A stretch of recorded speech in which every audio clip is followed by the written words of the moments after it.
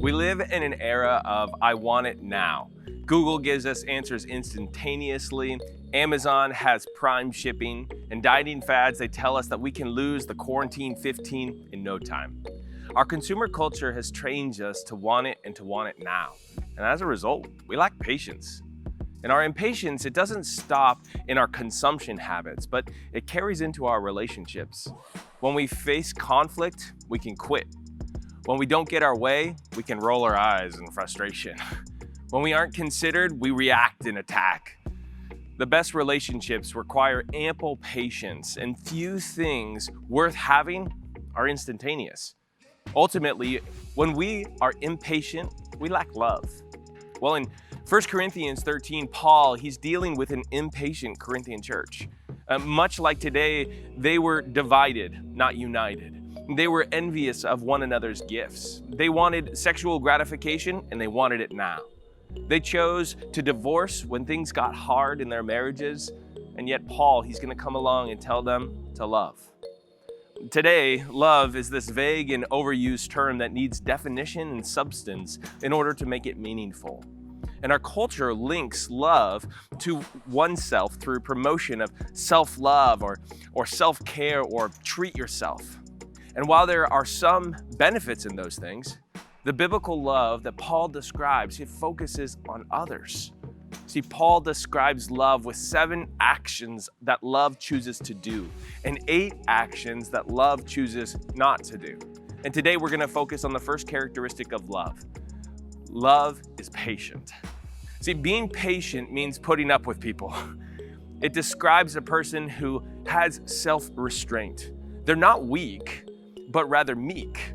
They don't react and attack. Instead, they use their strength to remain under control.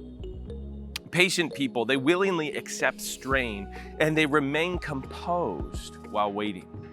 And God himself is the best example of being lovingly patient.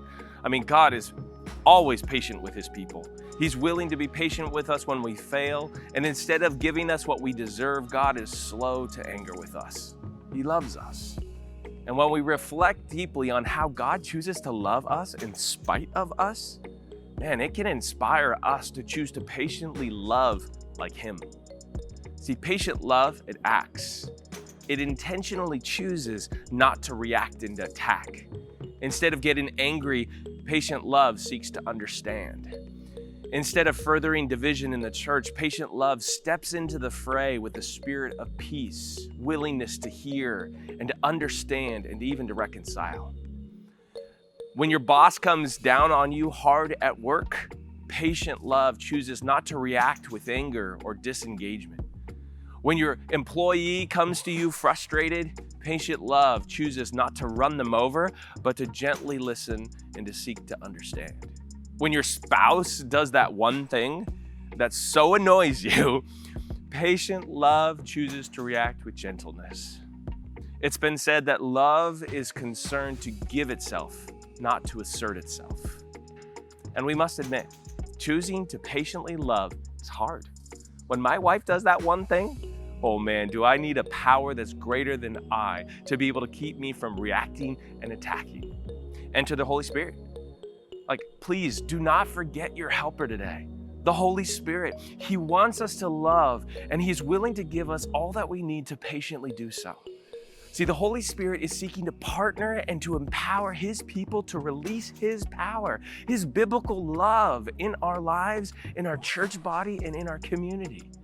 And looking at our culture today, it's clear that we need an unleashing of the Holy Spirit's power. So today, don't react and attack. Instead, partner with the Holy Spirit.